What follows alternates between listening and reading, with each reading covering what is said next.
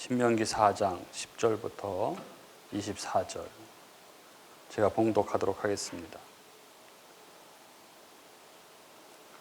내가 호렙산에서 내 하나님 여호와 앞에 섰던 날에 여호와께서 내게 이르시기를 나에게 백성을 모으라. 내가 그들에게 내 말을 들려주어 그들이 세상에 사는 날 동안 나를 경외함을 배우게 하며 그 자녀에게 가르치게 하리라 하시매 너희가 가까이 나와서 산 아래에 서니 그 산이 불이 붙어 불길이 충전하고 어둠과 구름과 흑암이 덮였는데 여호와께서 불길 중에서 너희에게 말씀하시되 음성뿐이므로 너희가 그 말소리만 듣고 형상은 보지 못하였느니라. 여호와께서 그의 언약을 너희에게 반포하시고 너희에게 지키라 명령하셨으니 곧 십계명이며 두 돌판에 친히 쓰신 것이라. 그때의 여호와께서 내게 명령하사 너희에게 규례와 법도를 교훈하게 하셨나니 이는 너희가 거기로 건너가 받을 땅에서 행하게 하려 하심이니라. 여호와께서 호렙산 불길 중에서 너희에게 말씀하시던 날에 너희가 어떤 형상도 보지 못하였은즉 너희는 깊이 삼가라. 그리하여 스스로 부패하여 자기를 위해 어떤 형상대로든지 우상을 새겨 만들지 말라. 남자의 형상이든지 여자의 형상이든지 땅 위에 있는 어떤 짐승의 형상이든지 하늘을 나는 날개 가진 어떤 새의 형상이든지 땅 위에 기는 어떤 곤충의 형상이든지 땅 아래 물속에 있는 어떤 어족의 형상이든지 만들지 말라.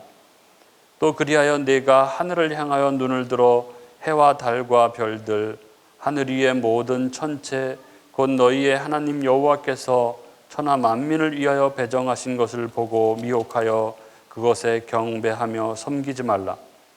여호와께서 너희를 택하시고 너희를 새 풀무불 곧 애굽에서 인도하여 내사 자기 기업의 백성을 삼으신 것이 오늘과 같아도 여호와께서 너희로 말미암아 내게 진노하사 내게 요단을 건너지 못하며 내 하나님 여호와께서 내게 기업으로 주신 그 아름다운 땅에 들어가지 못하게 하리라고 맹세하셨은즉 나는 이 땅에서 죽고 요단을 건너지 못하려니와 너희는 건너가서 그 아름다운 땅을 얻으리니 너희는 스스로 삼가 너희의 하나님 여호와께서 너희와 세우신 언약을 잊지 말고 네 하나님 여호와께서 금하신 어떤 형상의 우상도 조각하지 말라. 내 하나님 여호와는 소멸하는 불이시요 질투하시는 하나님이시라. 아멘.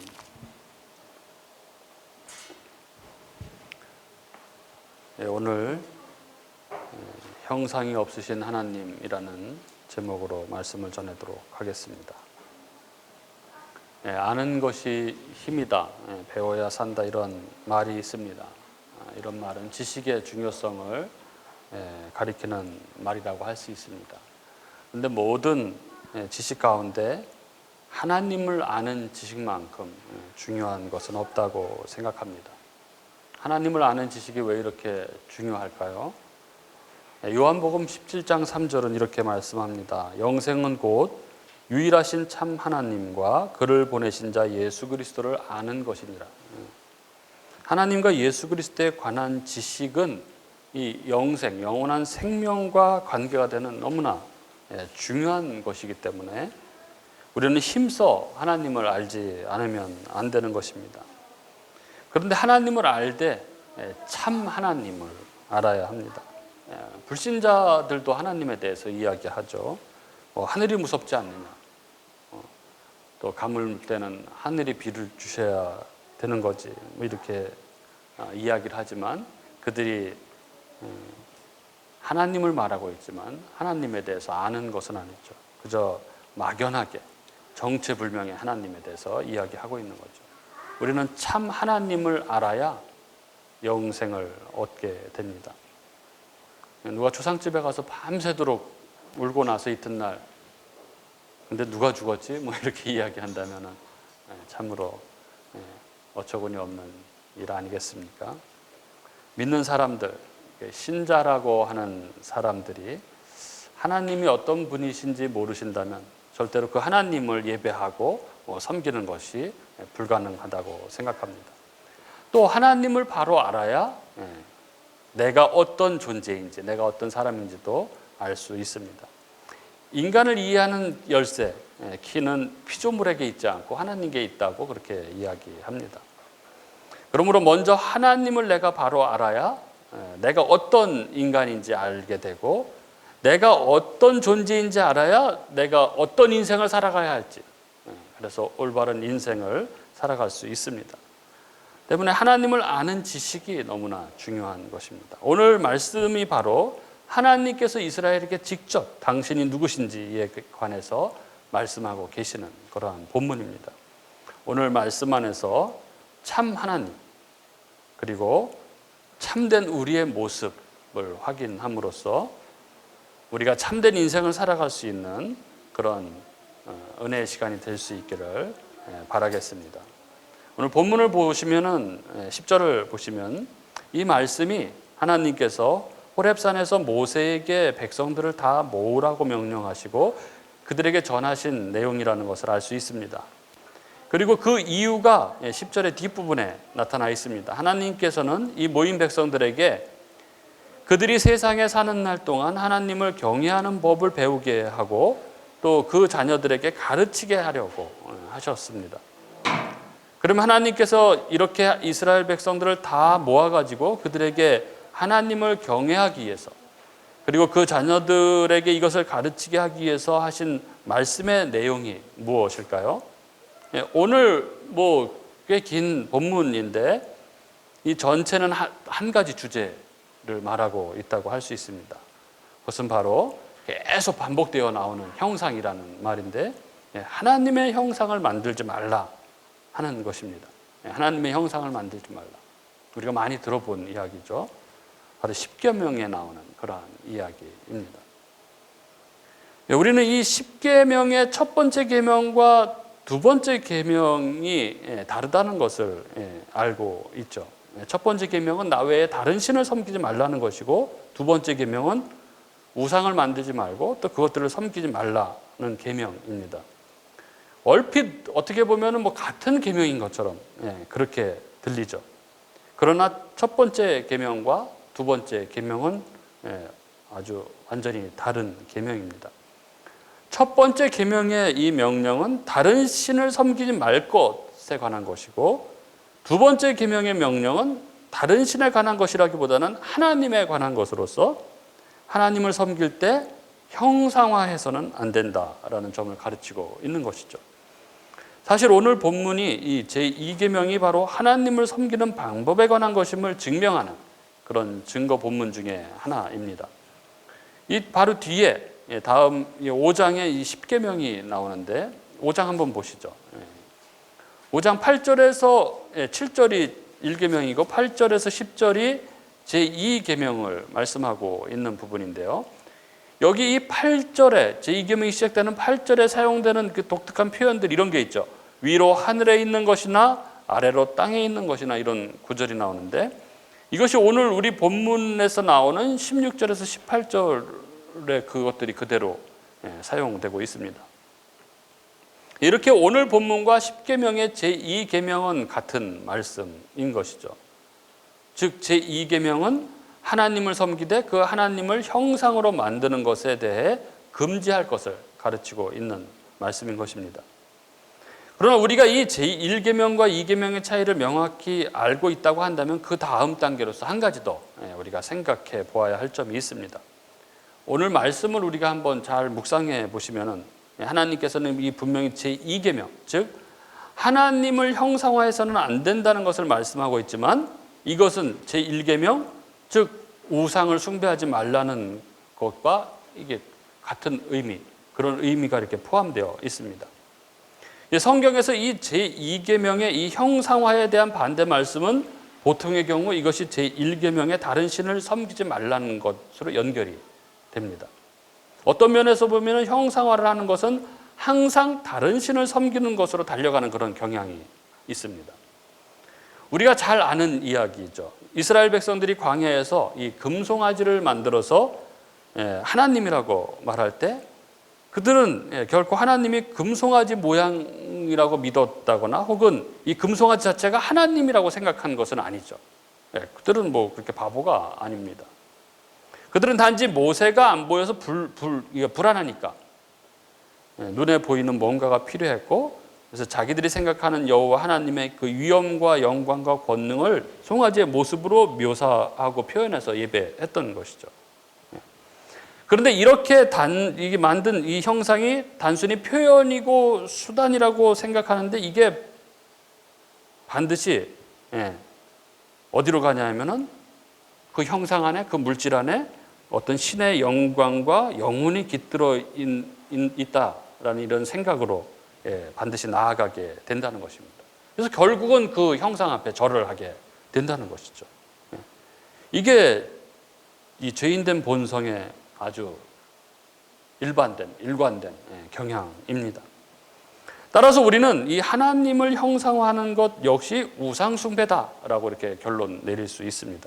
즉 사람은 하나님을 섬기면서도 우상숭배를 할 수 있다는 것입니다. 그 방법이 무엇입니까? 하나님을 형상화하는 것이죠. 하나님을 우상으로 빚어 만드는 것입니다. 때문에 이것은 참으로 두려운 일이 아닐 수 없습니다. 뿐만 아니라 하나님을 형상으로 만드는 것은 또 하나의 중대한 일들을 만들어냅니다. 그것은 뭐냐 하면 인간 존재를 비참하게 만들어 버립니다. 하나님은 사람을 하나님 다음 가는 존귀한 존재로 지으셨습니다. 우리는 창세기 1장 말씀에서 온 세계가 다 하나님의 위임 아래에서 사람의 통치권 안에 있었다는 것을 보게 됩니다. 즉 모든 세계는 사람의 발 아래 있었습니다. 그런데 오늘 말씀을 보십시오. 17절 18절 말씀을 먼저 보시면 땅 위에 있는 어떤 짐승의 형상이든지 하늘을 나는 날개 가진 어떤 새의 형상이든지 땅 위에 기는 어떤 곤충의 형상이든지 땅 아래 물속에 있는 어떤 어죽의 형상이든지 만들지 말라. 보면 여기 이 표현이 어딘가 낯익지 않습니까? 여기 열거된 이 생물의 분류 방법, 곧 이 땅의 짐승, 하늘의 새, 땅을 기는 곤충, 땅 아래 물속의 어족이라는 이 방식의 분류법이 바로 이 창세기 1장에서 이 세계를 서술하는 그런 서술 방식입니다. 하나님께서 세상을 창조하실 때 창세기 1장 25절에 보면 하나님이 땅의 짐승을 그 종류대로, 가축을 그 종류대로, 땅에 기는 모든 것을 그 종류대로 만드시니 이렇게 말씀하시죠.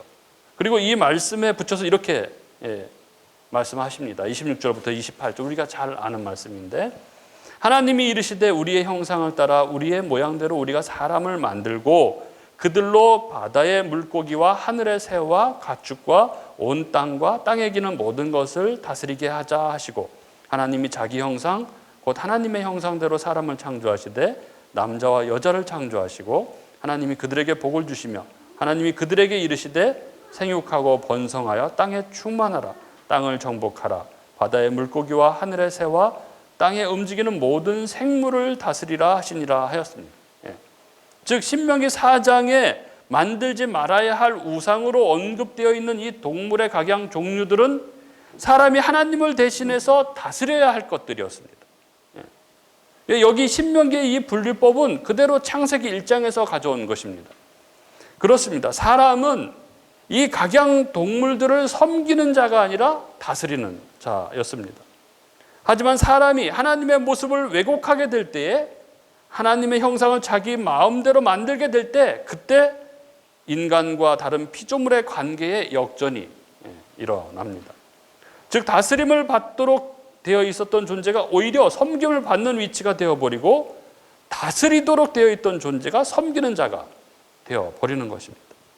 하나님의 형상을 자기 마음대로 왜곡하게 될 때 사람은 사람다운 삶에서 떨어져서 아주 비참한 존재가 되어버리는 것입니다.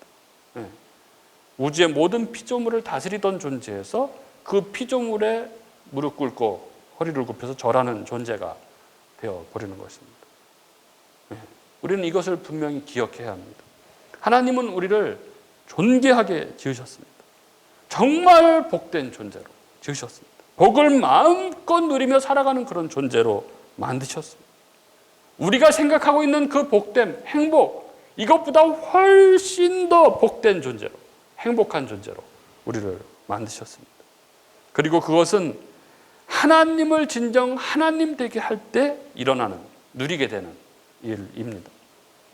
그러나 우리가 하나님을 왜곡하기 시작할 때 우리 인간 존재도 왜곡되어지고 마는 것입니다. 19절 말씀도 동일한 이야기죠. 19절 말씀은 해와 달과 별들, 하늘 위의 모든 천체, 곧 너희의 하나님 여호와께서 천하 만민을 위하여 배정하신 것을 보고 미혹하는 것을 말씀합니다. 즉 해와 달과 별들, 이것들을 섬기는 것에 대해서 말씀하는 것이죠. 이것들도 마찬가지로 창세기에서 이들의 기원과 역할을 보면 세상을 위해서, 인간을 위해서 존재하는 것입니다. 오늘 말씀에서도 이 해와 달과 별의 역할을 너희의 하나님 여호와께서 천하 만민을 위하여 배정하신 것이라고 이렇게 말씀하고 있지 않습니까? 예, 이 하늘의 이 천체의 역할은 사람이 천체를 올려보고 숭배하기 위한 것이 아니라 사람을 위하여 만들어진 피조물입니다. 그런데 하나님을 왜곡하게 될 때 여기에서도 마찬가지로 역전현상이 일어납니다. 자신들을 위해 존재하는 이 해와 달과 별을 그들이 섬기게 되는 것입니다. 그러므로 우리는 명심해야 합니다. 우리는 함부로 하나님의 형상을 만들어서는 안 됩니다. 하나님을 형상화해서는 안 됩니다. 그것은 곧바로 우상 숭배의 죄로 연결되는 것이고, 그리고 우리가 하나님을 형상화함으로써 하나님을 왜곡할 때 우리 인간 존재는 비참한 나락으로 떨어지게 되는 것입니다. 단지 다른 신을 섬기는 것만이 우상 숭배가 아닙니다. 하나님을 섬기되 하나님께서 명하시지 않은 다른 방식으로 하나님을 섬길 때 그것은 단순히 섬기는 방법론에 있어서 잘못된 것일 뿐만 아니라 그것이 바로 우상 숭배가 된다는 것을 우리는 기억해야 합니다. 하나님을 성경이 계시하고 있는 하나님으로 믿지 않고 물질과 풍요를 가져다 주시는 분으로 이해할 때 그것은 곧장 우상 숭배가 되고 마는 것입니다. 그 사람은 하나님을 믿고 있는 것처럼 보이지만 실제로는 하나님이 아니라 바알을 섬기고 있는 것입니다. 사도행전 8장에 이 시므온이 사도들이 기적을 행하는 것을 보고 자신도 그 기적을 얻고 싶어서 돈을 주고 자기도 그 능력을 받게 해달라고 이야기했을 때 이 시므온은 하나님을 기적을 행하시는 어떤 신, 기적을 행하셔서 어떤 물질의 복을 주시는 하나님으로 이해한 것입니다. 이때 시몬은 하나님을 믿고 있는 것이 아니라 우상 숭배를 하고 있는 것이죠. 그래서 성경은 사도행전 8장 23절에 시몬을 향해서 너는 악독이 가득하며 불의에 매인 바 되었도다 이렇게 평가합니다. 하나님을 형상화한다는 것은 눈에 보이는 어떤 동상을 만드는 것만을 의미하지 않습니다. 하나님을 성경에 계시된 바로 그 하나님으로가 아니라 자신의 생각 속에 있는, 자신이 원하는 그런 방식으로 그리는 것, 이 모든 것이 다 하나님을 형상화하는 것에 포함됩니다. 나는 어떤 나만이 원하는 하나님의 상을 가지고 있지는 않은, 형상을 가지고 있지는 않은지 생각해 볼 필요가 있습니다. 우리가 하나님을 자기 자신이 원하는 방식으로 섬기고 자기 자신이 원하는 상을 만들고 자기 자신이 원하는 방향으로 간증을 한다면 그것은 하나님을 섬기는 것이 아니라 우상을 숭배하는 것입니다. 그리고 이런 삶은 그 삶의 순리가 다 진리가 역전된 그런 삶으로, 그 비참한 삶으로 나타나게 됩니다. 겉으로 보기엔 잘 모르죠. 자세히 보면 그 삶은 다 뒤집혀져 있습니다. 거꾸로 되어 있습니다. 인생의 가치, 인생의 목적, 그 삶의 방식, 모든 것이 다 뒤집혀져 있습니다. 그런데 결정적으로 더욱 치명적인 것은 그것을 자기는 모르고 있다는 것이죠. 다 뒤집혀져 있는 삶이라는 것을 본인이 모르고 있다는 것입니다. 얼마나 가벼운 인생이 되어버리는지 모릅니다. 제가 그저께죠, 금요일 날 커트 예약이 돼 있어서 화정에 미용실에 가려고 이제 집 앞에 버스 정류장, 버스를 타려고 정류장에서 기다리고 있는데 어떤 아저씨하고 아주머니 두 분이 오시더니 옆에서 계속 막 큰 소리로 막 이야기를 하는 거예요. 버스 정류장에서. 들어보니까 말도 안 되는 소리를 하고 있어요. 로또 번호, 이번 주 로또 번호 당첨 번호에 대해서 이야기를 하고 있는데 아주머니가 아저씨한테 막 사정을 하는 거예요. 알려달라고. 로또 번호를 알려달라고. 그걸 왜 버스 정류장에서 옆에 사람도 있는데 그걸 막 큰 소리로, 부끄러운 줄 모르고 그렇게 막 얘기를 하는 줄 모르겠는데 막 그렇게 큰 소리로 뭐 신경도 안 쓰고 막 그렇게 이야기를 해요. 굉장히 막 애타게, 아주 애절하게 번호를 알려달라고 그 아저씨한테 이야기를 하는데 나중에 그 아저씨가 인심 쓰듯이, 큰 인심 쓰듯이 번호를 불러주는 거예요. 자기는 원래 잘 안 알려준대요. 누가 돈을 줘도 잘 안 알려주는데 이번에 알려주겠다고 그러면서 막 몇 번 막 이렇게 불러요. 참 속으로 저것은 완전 사기꾼이네 막 이렇게 생각하고 있었는데 그 아저씨가 뭐라 그랬냐면 자기는 기도하면 다 보인대요. 그러면서 이번 당첨금은 1등 10억, 13억 이래요. 그 바람에 저도 받아 적을 뻔했습니다. 그러면서 들었던 생각이, 야, 진짜 세상이 엉망진창이네. 이거 코로나보다 더 진짜 진저리 쳐지는 그 인생의 비루함을 본 것 같은 그런 느낌이었습니다. 인생의 가벼움, 그 깃털 같은 가벼움. 여러분, 인생은 원래 그렇지가 않습니다. 그렇게 가볍지 않습니다. 인간은 원래 그런 존재가 아닙니다. 인간은 아주 존귀한 존재로 만들어진 것이죠. 하나님과 인격적으로 교류하는 가장 복된 존재로 만들어진 것이 바로 인간입니다. 하나님께서 하나님 나라, 삼위 하나님이 누리셨던 그 의와 거룩과 기쁨, 그 안식의 그 나라, 하나님 나라를 함께 공유할 대상으로 인간을 창조하시는 것이죠. 그 인간과 인격적인 교류를 하기 위해서 하나님의 형상으로 만드신 것입니다. 우리 피조물 중 유일하게 인간만이 하나님의 형상으로 창조되었죠. 우리가 아까 읽은 이 창세기 1장 26절부터 28절에 하나님이 이르시되 우리의 형상을 따라 우리의 모양대로 우리가 사람을 만들고 그들로 바다의 물고기와 하늘의 새와 가축과 온 땅과 땅에 기는 모든 것을 다스리게 하자 하시고 하나님이 자기 형상 곧 하나님의 형상대로 사람을 창조하셨다 이렇게 말씀하십니다. 그 모든 것을 다스리며 하나님의 모든 부요를 마음껏 누릴 수 있는 존재로 하나님의 형상을 따라 인간을 만드셨다 이렇게 말씀합니다. 하나님은 형상이 없으신 분이시죠. 그분은 영이시잖아요. 하나님이 형상이 없으신 분이십니다. 그분은 영혼의 세계, 묵시의 세계에 계신 분이십니다. 이 피조 세계, 이 시간과 공간을 그래서 초월해 계신 분이시죠. 그런데 여기 창세기 말씀은 인간이 하나님의 형상으로 창조되었다고 그렇게 말씀합니다. 여기에서 하나님의 형상, 하나님의 모양, 이 같은 말인데 이 제렘과 이 테모트는 같은 말이에요. 이 형상이라는 말이. 근데 이것은 외적인 형태나 모양을 말하는 것이 아닙니다. 이 하나님의 형상에 대해서 뭐 많은 학자들의 많은 논문들과 주장들이 있지만 기본적으로 다 동의하는 것은 하나님의 형상이 의와 진리와 거룩이다라는 것에는 다 동의합니다. 에베소서 4장 24절에 우리가 의와 진리와 거룩함으로 지으심을 받았다 이런 성경의 말씀이 있죠. 그리고 여기에 하나님의 다스림의 특성을 더하여 하나님의 형상이라고 말하여지기도 합니다. 어찌됐든 하나님께서 자기의 형상을 따라 사람을 지으셨다는 것은 사람으로 하여금 하나님을 인식하고 하나님과 인격적으로 교제하면서 하나님의 모든 풍성함을 누릴 수 있는 그 복된 존재로 지으셨다는 것을 의미합니다.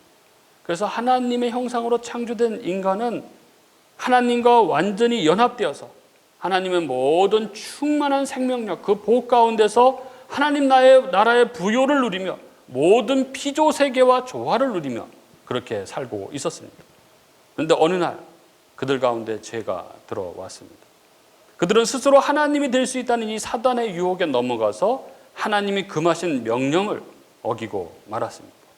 그리고 그것으로 인간의 모든 삶은 바뀌어져 버렸습니다. 역전이 일어났습니다. 모든 것이 뒤집혀 버렸습니다.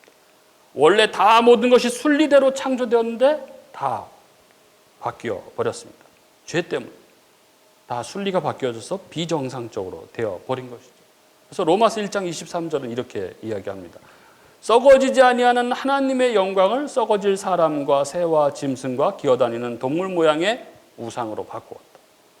사람이 하나님의 영광을 예배하는 존재였는데, 그렇게 살아가던 존재인 인간이 그 섬기는 대상, 예배의 대상을 버러지 같은 형상으로 바꿔버린 것입니다.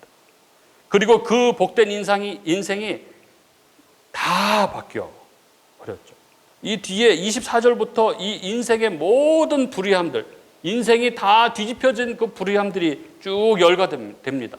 음란, 우상숭배, 불의, 추악, 탐욕, 악의, 시기, 살인, 분쟁, 악독, 누구를 미워하는 거, 교만한 거, 악을 도모하는 거, 이것이 다 복된 인간의 삶이 다 뒤집혀버린 역전현상으로 나타나는 인간의 모습입니다. 원래 인간은 그런 모습이 아니었습니다. 원래 인간의 모습은 사랑하고 용서하고 기쁨과 평강 가운데 서로 섬기고 세워주고 그 안에서 모든 기쁨과 평강과 안식을 누리는 그런 존재로 창조된 가장 복된 존재가 인간이죠. 그런데 다 뒤집혀 버린 것입니다. 그런데 놀랍게도 예수 그리스도 안에서 이 모든 것이, 이 뒤집혀진 것이 하나하나 회복이 되는 것이죠. 어느 날 불현듯 그 비루하고 비참한 인생 가운데 주님이 찾아오셔서 우리를 살리시고 우리를 하나님의 형상으로 하나하나 회복해 가시는 것입니다. 바로 골로새서가 말씀하고 있듯이 보이지 아니하시는 하나님의 형상이신 우리 주님, 그 주님의 모습으로 우리를 만들어 가시는 것이죠. 우리는 그리스도 안에서 하나님과 교제합니다. 인격적인 교제를 나누죠. 인격적인 교제가 말씀 안에서 이루어집니다.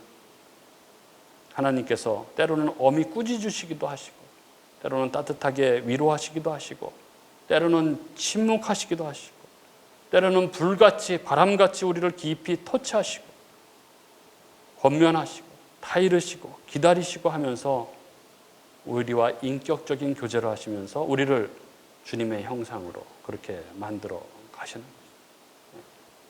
그 안에 행복이 있는 것이죠. 진정한 행복은 사랑하고 사랑받을 때 진정한 행복이 느껴지는 것이죠.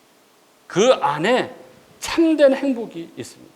내가 누구를 섬기고 내가 누구의 섬김을 받고 내가 누구를 사랑하고 내가 누구의 사랑을 받을 때 진정 행복을 누리게 되는 것이죠. 저희가 이쪽에 교회를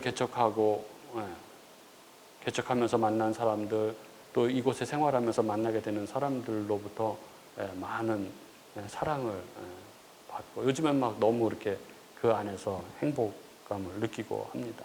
특별히 어제도 오셨었는데 우리 장로님, 우리 장로님이 계세요. 다른 교회 장로님이신데 인테리어 해주신 장로님이신데 우리 교회 장로님이 되셨어요. 물론 그 교회 장로님이시지만 저희 교회에 뭐든 필요한 것 연락하시면 내일처럼 뛰어오시고 늘 우리가 어떻게 잘 되는지 늘 궁금해하시고 늘 사랑을 베푸시고 우리 교우님들이 베풀어 주시는 사랑은 제가 얘기하지 않겠지만 얼마나 행복한지 그 사랑과 섬김이 사람을 얼마나 행복하게 하는 것이죠. 사람이 그때 진짜 행복감을 느끼는 것이죠. 내가 뭐가 많아서 행복한 것보다 훨씬 더 큰 행복을 그때 느끼게 되는 것입니다. 여러분, 하나님을 어떤 내가 원하는 형상으로 만들어서는 안 됩니다.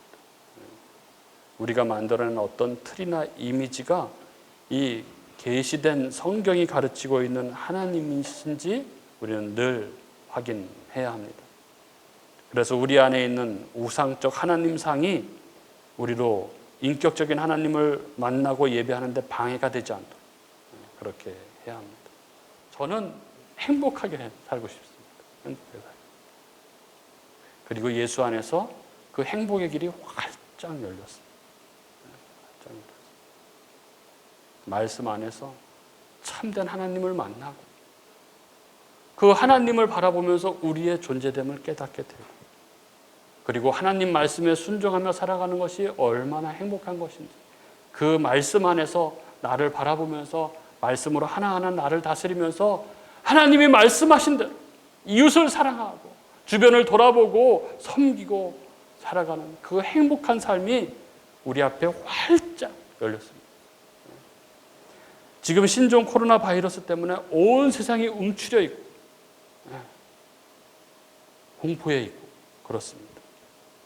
그러나 이 가운데서도 예수를 믿는 우리들, 예수 안에서 그 행복의 문이 활짝 열려진 우리들은 단지 공포 속에 사는 것이 아니라 진짜 말씀 안에서 참된 행복과 평안을 누리며 그렇게 살아갈 때 이 세상 가운데 우리가 빛으로, 소금으로 그렇게 드러나게 될 것입니다. 그런 복되고 참된 인생을 살아가는 저와 여러분이 될 수 있기를 주님의 이름으로 축복합니다. 우리 함께 말씀을 생각하면서 기도했으면 좋겠습니다. 주님,